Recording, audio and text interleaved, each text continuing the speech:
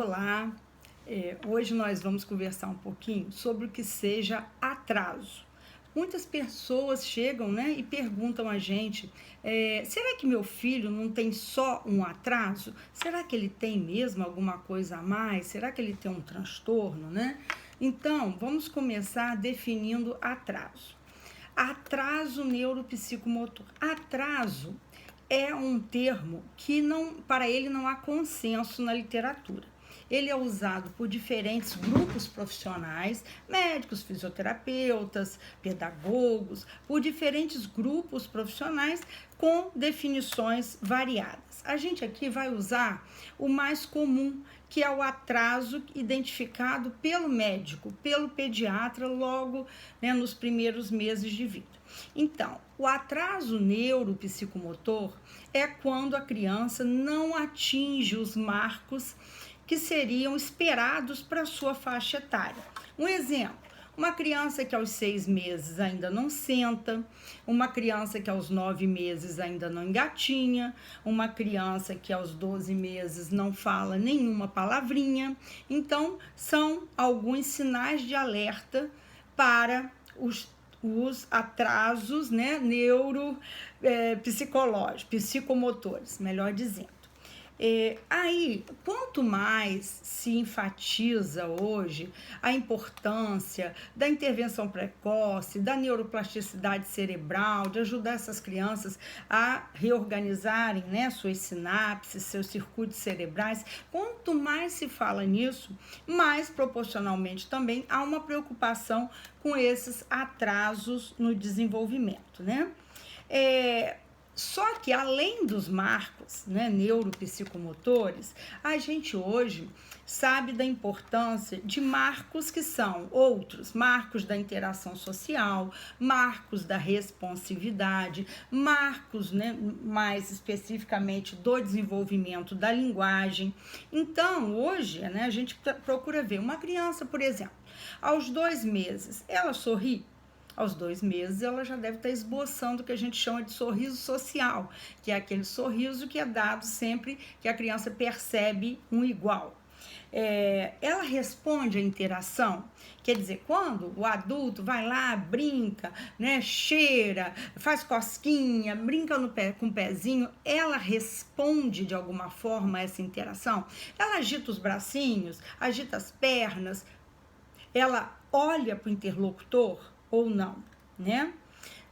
Aos 6 meses, ela já atende pelo nome, ela já se reconhece pelo nome. Será que a nossa criança, aos 6 meses, já está atendendo pelo nome? Outros marcos importantes. Minha criança tem interesses restritos, que é quando a criança tem um interesse quase único. O interesse dele é só dinossauros, o interesse dele é só filme da Disney. Tem interesses apenas restritos, melhor dizendo, né? Tem muito apego à rotina, ou seja, todas as situações que o tiram da rotina o desequilibra, ele tem prejuízos, isso é muito importante também da gente lembrar, nas linguagens receptiva e expressiva. Ou seja, minha criança de 3 anos, 2,5, ela chega a casa e ela consegue me dizer, eu pergunto o que ela fez na escola, né? O que a tia fez hoje, você foi no parquinho? Ela consegue responder as minhas perguntas, né? Ela consegue compreender e responder. Ela consegue compreender e atender uma criança de 2 anos, consegue compreender e atender ordens simples, como, né, apanhe o sapato, guarde no armário. Ela parece ouvir ou não ouvir quando é chamada, né? Quer dizer, como é que ela reage quando eu chamo pelo nome? João, João, João. Porque a criança que não tem dificuldades, não tem atrasos, né? Ela deve responder a 75% a 80% das vezes em que ela é chamada. Esse é o padrão esperado, né? ela tem comportamentos descolados da realidade? Ou seja, por exemplo, todo mundo na escola está na rodinha lá para contação de histórias. Ela se vira de costas, ela sai da rodinha. Né? Será que ela compreende as situações que ela está vivenciando? Por exemplo, é o aniversário dela, todo mundo está cantando parabéns. Será que ela também está engajada no parabéns? Ou ela está olhando para o lado, olhando para baixo, como se não estivesse compreendendo? Né? É outro marco muito importante.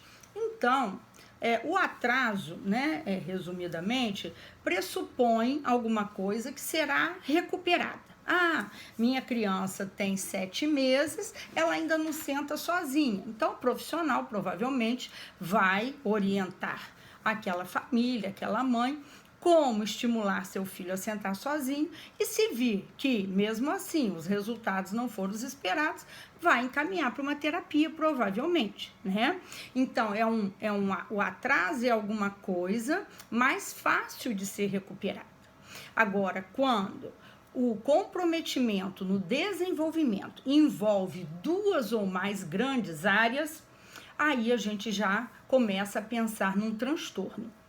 Né? Quando ele compromete, quais são as grandes áreas? Comunicação, socialização, a linguagem, a motricidade, a cognição. Ah, ele tem um problema na cognição e na motricidade, ele tem um problema na linguagem e na motricidade. Aí a gente tem que fazer realmente um trabalho de avaliar melhor aquela criança e encaminhá-la para as terapias adequadas. Aí a gente já sai do campo do atraso para entrar num campo que é do transtornos, nos transtornos, né? E o mais prevalente na infância, hoje, de acordo com o DSM-5, né, que é o Manual Estatístico das Doenças Mentais, o grande transtorno maior, né, seria o transtorno do espectro autista, que é o mais prevalente, o mais amplo. Então, a gente teria que começar a pensar se aquela criança estaria num quadro de transtorno ou não. Porque quando aquela criança que a gente falou lá, que tem 7 meses e não senta, mas o pediatra vai observar, ela não senta, mas ela olha, ela sorri, ela interage. Se ela olha, sorri, interage, então provavelmente é uma dificuldade apenas motora. Não que não seja importante, que não mereça tratamento. Sim, né, vai merecer estimulação, a gente não pode desconsiderar isso. Agora, se abrange 2 ou mais grandes áreas, aí a gente já tem que ter uma preocupação maior, né? Um trabalho mais cuidadoso de avaliação e de encaminhamento para as terapias, né? E esse vídeo hoje tem muito objetivo, como algumas pessoas, né, me perguntaram, para distinguir atraso de transtorno, mas ele tem o objetivo de alertar pais, professores, né, pessoas interessadas, de que não devemos esperar por um diagnóstico. Se a gente identifica, se o profissional de saúde identifica que há um atraso em alguma grande área, ou se há, né, mais de um comprometimento em mais de uma área, vamos procurar os profissionais, né, e geralmente começa pelo pediatra, pelo neuropediatra, para que essa criança seja encaminhada adequadamente às terapias. Bom, espero ter ajudado aí para dissolver essa dúvida. Beijos!